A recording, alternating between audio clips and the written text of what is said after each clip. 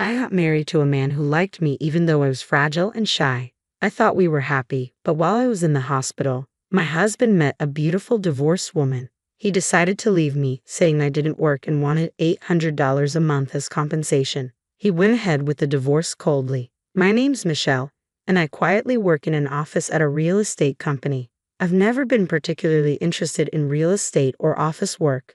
Since I was a kid, I've been physically weak and sometimes end up in the hospital because of my internal organs, though it's not life-threatening.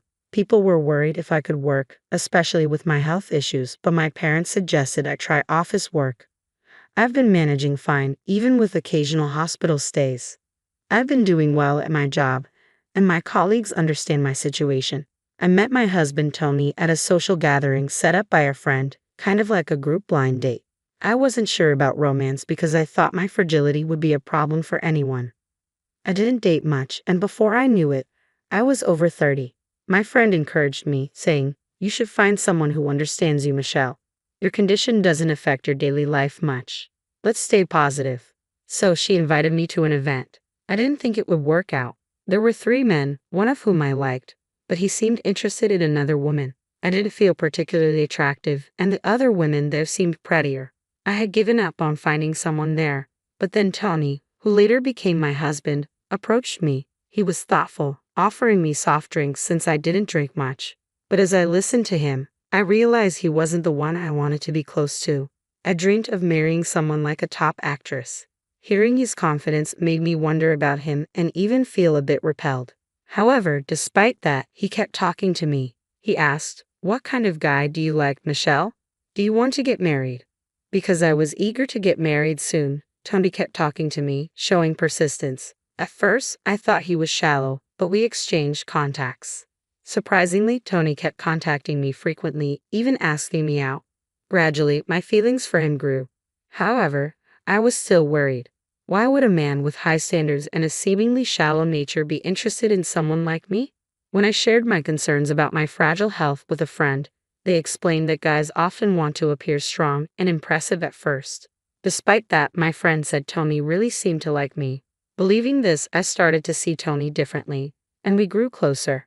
Eventually, we got married, and our first year together was truly happy. We lived in a spacious and affordable apartment that I found. Interestingly, my health issues almost disappeared, and I didn't have to go to the hospital while I was with Tony. Maybe being with him helped improve my health. Tony was considerate, and I felt confident that marrying him was the right decision. However, after a year, I started noticing changes in Tony's attitude towards me despite my weak health. ChatGPT. I managed to do basic housework, and I always cooked meals. Tony used to praise my cooking, which made me happy. But gradually, he stopped complimenting and even started complaining about the food. He'd say things like, "Is the soup a bit bland today?" Or, "I'm not really in the mood for meat today." I'm not great at cooking, so making the same tasty meal every day is tough. But until then, he never complained. Also, I can't guess what Tony wants to eat unless he tells me. I was shocked when he said he wasn't in the mood for something. Still, I loved Tony and wanted to meet his expectations. However, his attitude towards me got worse. When he came home from work, he used to cheerfully greet me with, "I'm home. Worked hard today." But he stopped doing that and instead said, "I'm tired. I want to do something fun," showing no interest. Our habit of going out on days off also disappeared. When I suggested going somewhere, he'd coldly reply, "I'm too tired to go anywhere. If you want to go, go by yourself." His behavior seemed odd, and I started feeling my health deteriorating again. It's like my body reflected my growing anxiety. Then Tony started coming home late from work and going out with friends on his days off, saying he wanted to rest. "I'll be back soon," disregarding me entirely. This behavior went beyond just being odd. It started to breed distrust in me. At the same time, my physical condition began to resemble the times I had health issues in the past. If this continued, I would end up hospitalized again, and I wanted to avoid that. Hospital stays usually last about 2 weeks, something I'd rather avoid. So I wanted to talk to Tony about our situation. One day when he returned from an errand, I asked him honestly, "Hey, you've been acting strange, haven't you? You're cold towards me. Have you started to dislike me? If you have something to say, say it. Otherwise, I'll go crazy." But he, perhaps drunk, bluntly spoke his true feelings to me, saying, I'm not doing anything with you. I haven't started to hate you, but I don't love you anymore. Are you misunderstanding something? I dated you and even married you, you know. Besides, your income is low. I'm just stressed because there's nothing fun to do. He spoke in a detached manner. His clear and blunt words left me speechless and caused deep emotional hurt. The anger and sadness that followed were overwhelming. It was as if he didn't care about me anymore. Essentially, he had reluctantly dated and married me. This reminded me of when we first met at the mixer. I realized he had his sights on another woman, which he showed interest in another man. He turned to me, the leftover one. I thought his eagerness to marry was genuine, and I was his only viable option at that time. My fears about him being frivolous and not serious about someone like me were confirmed. As these thoughts raced through my mind, my health worsened. There was one thing I wanted to correct in Tony's words, but I no longer felt the need or desire to say it. Not wanting Tony's care, I called my workplace to inform them of my impending episode and took a taxi to the hospital. After a 2-week stay, I returned home still uncertain about how to proceed with Tony. But upon my return, he said something completely unexpected. "Oh, you're back. Did you get some rest?" I was surprised. "I knew you were weak, but I didn't expect you to be hospitalized." His way of speaking showed no concern for me at all. Thinking back, he never visited me once while I was in the hospital. True, I hadn't mentioned frequent hospitalizations when we were dating, and this was my first hospitalization since we had been together. Maybe that's why he reacted this way. But his shocking statements were yet to come. "But taking it easy in the hospital, that's a nice life, huh?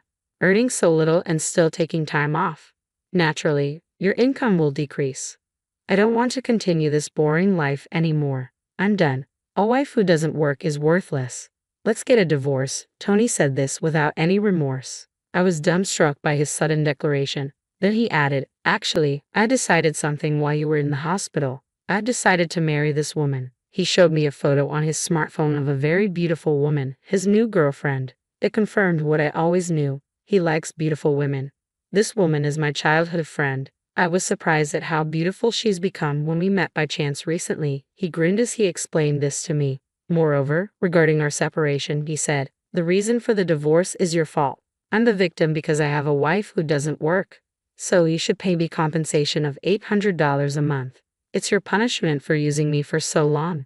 He expected me to pay despite thinking my income was low and him, the victim. How twisted could his thinking be? I was shocked to face such a situation soon after returning from the hospital, but I quickly regained my composure and honestly thought, this means I can separate from him right away.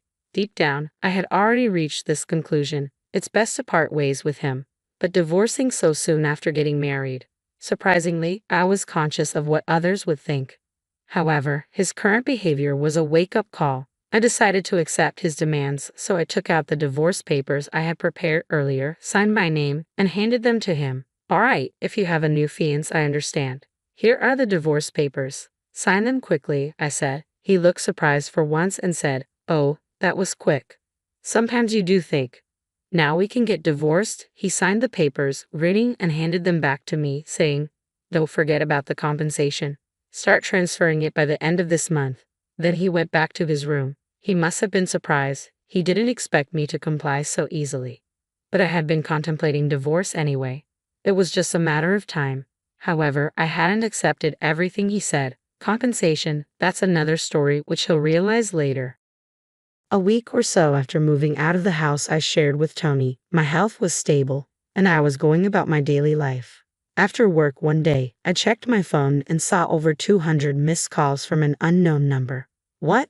Over 200 missed calls? When I opened the history, Tony's name was listed repeatedly. Seeing this, I couldn't help but feel relieved because I knew why he had been calling. When I called him back, his panic was obvious. "Hey, I got a demand for $50,000 in compensation. That's too much, don't you think?"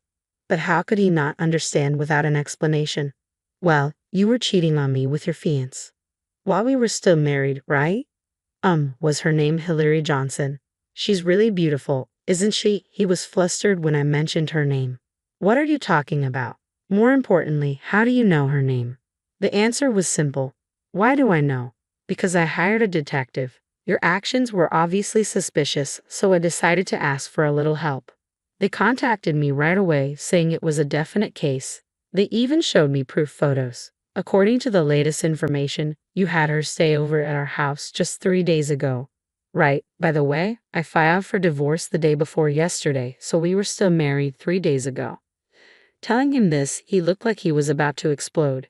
He had demanded compensation from me, but this was why I refused to accept that part. Detectives are amazing, but they sure cost a lot of money. When I mentioned that, he nervously asked, "That's true, but you don't have that kind of money, do you?" But that was just his misconception. Indeed, my salary as an office worker wasn't significant, but now I'm ready to reveal the truth. I wanted to counter when he called me low income, but I do have about $400,000 in rental income. The reason being, my father is the president of the real estate company. I work for the company passed down from my great-grandfather, which owns roughly 100 buildings and apartments.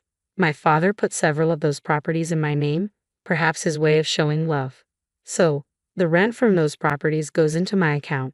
However, he always told me to do my best in my office job.